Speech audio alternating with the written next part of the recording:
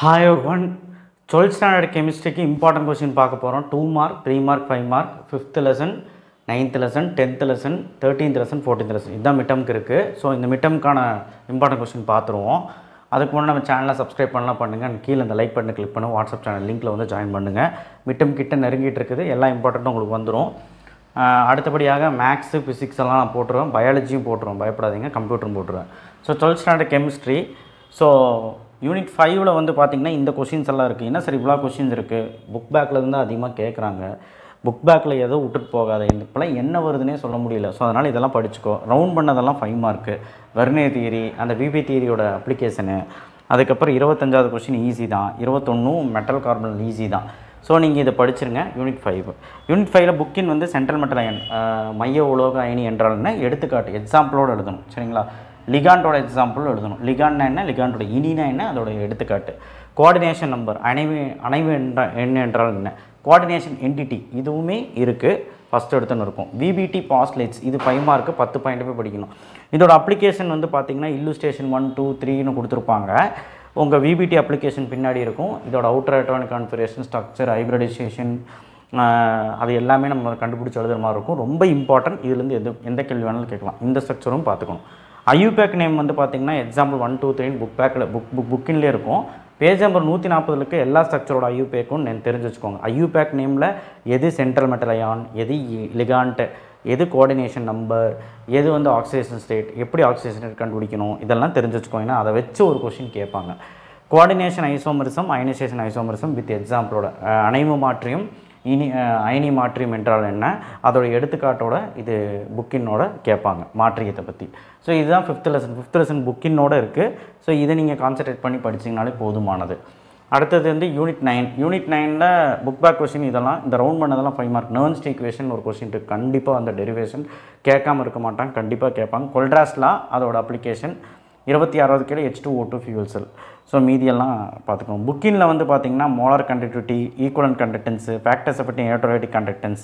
So இது எல்லாமே உங்களுக்கு பேராகிராஃப் நம்பரோட கொடுத்துருக்கேன். தமிழ் மீடியம் இருக்குனால அந்த பேராகிராஃப் நம்பர் வச்சு நோட் பண்ணிக்கோங்க. டிபை ஹக்கல் ஹார்சன்ஜரி ஈக்குவேஷன், இது கேட்டதில்லை, பட் படிச்சுக்கோங்க. சால்ட் பிரிட்ஜ்னா என்ன, உப்பு பாலம் என்றால் என்னன்னு நினைக்கிறேன். சால்ட் பிரிட்ஜ் என்றால் என்ன, அது கேட்பாங்க. கால்வனிக் செல் நோட்டேஷன், கால்வனிக் மின்கலத்தின் குறியீடுகள் கண்டிப்பாக 5 மார்க்கில் கேட்பாங்க, பார்த்துக்கோங்க. எஸ்எஸ்சி ஸ்டாண்டர்ட் ஹைட்ரஜன் எலக்ட்ரோட், அப்படின்னா டயக்ராம் போட்டு அது டிஸ்கிரைப் பண்ணணும், 5 mark. What is electrochemical series, மின்வேதி தொடர்பு என்றால் என்ன, தொடர் என்றால் என்ன. Protection of metal from corrosion, அரிமானத்தில் தடுக்கும் முறைகள், அந்த உலோகத்தை அரிமானத்தை தடுக்கும் முறைகள். ஸோ இது வந்து கண்டிப்பாக கேட்பாங்க. ஸோ இதெல்லாம் யூனிட் 9. யூனிட் 9ல் வீக் ஸ்டோன்ட் ப்ராப்ளம் பார்க்க வேணாம். நல்லா படிக்கிற குழந்தைங்களும் ப்ராப்ளம் பார்த்துக்கணும். ஃபேரடேலாலும் ஒரே ஒரு எக்ஸாம்பிள் சம் இருக்குது, அதையும் சேர்த்து பார்த்துருக்கோம். யூனிட் 9 இதுதான். ஸோ அடுத்து யூனிட் 10. ஸோ யூனிட் 10 நான் கொடுத்து எதுவுமே விடாதீங்க, ரொம்ப இம்பார்ட்டன்ட். யூனிட் 10ல் வந்து பார்த்திங்கன்னா புக் பேக்கில் இந்த கொஸ்டின்லாம் இருக்குது. 2வது 22வது 24வது மட்டும் 5 mark. Physics option, chemistry option, absorption theory, intermediate theory, இதெல்லாம் 5 மார்க்கு. புக்கினில் வந்து லிமிடேஷன் ஆஃப் ஃப்ரெண்ட்லிஷ் ஐசோத்தம் 2 பாயிண்ட் தான் இருக்குது, படிச்சிரு. ஜென்ரல் கேட்டஸ் ஆஃப் கேட்டலிஸ்ட், வினியூக்கின் பொதுவான சிறப்பியல்கள், இது வந்து 5 மார்க்கில் கேட்பாங்க.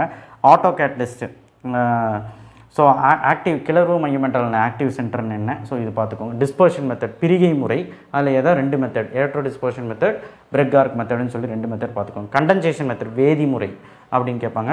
எலக்ட்ரோ டயாலிசிஸ் பார்த்துக்கோங்க. டிண்டால் எஃபெக்ட், டிண்டால் விளைவு என்றால் என்ன, 2 மார்க்கில் கேட்பாங்க. ப்ரோனின் மூமெண்ட் 3 மார்க்கில் கேட்பாங்க. ஹல் ஹோல்ஸ் டபுள் லேயர் 3 மார்க்கில் கேட்பாங்க, டயக்ராமோட பார்த்துக்கோங்க. What is electrophoresis important, what is gold number important. அதுக்கப்புறம் டேனிங் ஆஃப் லெதரோட டேனிங். ஸோ இது வந்து அப்ளிகேஷன்ஸில் இருக்கும், பார்த்துக்கோங்க. ஸோ இது எல்லாமே புக்கின். யூனிட் 10 முடிஞ்சு. அடுத்து யூனிட் 13. யூனிட் 13 பொறுத்த வரைக்கும் இந்த 6th இருக்குது எல்லாமே நேமிங் ரியாக்ஷன், எதுவுமே விடாத, ரொம்ப ரொம்ப இம்பார்ட்டன்ட். அதே மாதிரி இது 5 மார்க். 7வது question, first question second question விட்டுறாத. 8வது கொஸ்டினில் ரீசனிங் கொஸ்டின். ஸோ புக் பேக்லேருந்து அதிகமாக வந்துடும். புக்கினில் வந்து how chloropicrin prepared, chemical property nitrobenzene 5 மார்க்கில் கேட்க வாய்ப்பு இருக்குது.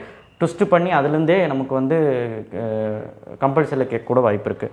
ஹாஃப்மன் டீக்ரடேஷன், சபத்தியர் மாகி, Liebermann nitrogen test, Hofmann mustard oil, இதெல்லாம் நேமிங் ரியாக்ஷன். ஹாஃப்மன் மஸ்டர்ட், ஹாஃப்மனின் கடுகெண்ணெய் வினை அப்படின்னு சொல்லுவாங்க. பால்ஷீமன் வினை, Sandmeyer Gattermann reaction, Thorpe nitrile condensation, இதெல்லாமே வந்து நேமிங் ரியாக்ஷன் படித்து தான் ஆகணும். ப்ராப்ளம்ஸ் வந்து புக் பேக்கில் இருக்க ப்ராப்ளம்ஸ், இதெல்லாம் பார்த்துக்கோங்க. முடியாதவங்க பார்க்க வேண்டாம். ஸோ யூனிட் 13 பெரிய யூனிட் தான். நான் என்ன தான் பண்ணாலும் சின்னது பண்ணி கொடுத்துருக்கேன். இதையாவது படிச்சிங்கன்னா போதுமானது. யூனிட் 14 வந்து புக் பேக்கில் எல்லா கொஷினும் டாப் டு பாட்டம் எல்லாமே படிச்சிருங்க. ஃபஸ்ட்டுலேருந்து 20 கொஷின் எல்லாமே படிச்சிருங்க.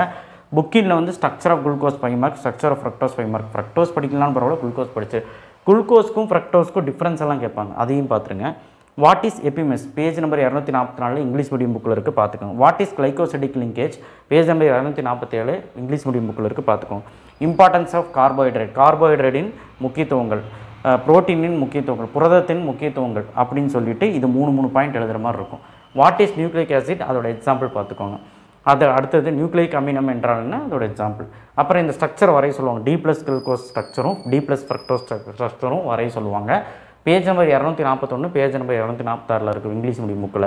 ஸோ இந்த லெசன் பயோமாலிகுல்ஸ் பொறுத்த வரைக்கும் ரொம்ப ஈஸியாக இருக்கும். அவ்வளோ ஈக்குவேஷன்ஸ் இருக்காது, ஒழுக்கமாக படிச்சுக்கோங்க. ரொம்ப ஈஸியாக இருக்கும், எதுவுமே விட்டுறாத. இதுலேருந்து பப்ளிக்கில் ஒரு 2 மார்க் ஒரு 3 மார்க் வரும்னு சொன்னால் நம்ப மாட்டீங்க, கண்டிப்பாக வரும். ஸோ அப்படி பார்க்கும்போது இந்த 5 யூனிட்டுமே ரொம்ப இம்பார்ட்டன்ட் தான். நல்லா படிச்சிங்கன்னா ஹாஃப் இயர்லிக்கு ரெடின்னு அர்த்தம் கெமிஸ்ட்ரியில். ஸோ இதே மாதிரி மேக்ஸு ஃபிசிக்ஸ் எல்லாம் போட்டுறேன், பயாலஜியும் போட்டுறேன். ஸோ நம்ம சேனலுக்கு சப்ஸ்கிரைப் பண்ணி வச்சுக்கோங்க, லைக் பண்ணுங்கள், வாட்ஸ்அப் சேனல் லிங்க்கில் வந்து ஜாயின் பண்ணுங்கள். இந்த பிடிஎஃப் உங்களுக்கு கிடைக்கும். பிடிஎஃப் மட்டும் பார்த்துட்டு போகாதீங்க, இந்த வீடியோ ஃபுல்லாக பார்த்தீங்கன்னா தான் என்ன சொன்னேன்னு புரியும். இதெல்லாம் ரொம்ப இம்பார்ட்டன்ட், அழுத்த திருத்தமாக சொல்லியிருப்பேன், அதனால தான். தேங்க்யூ.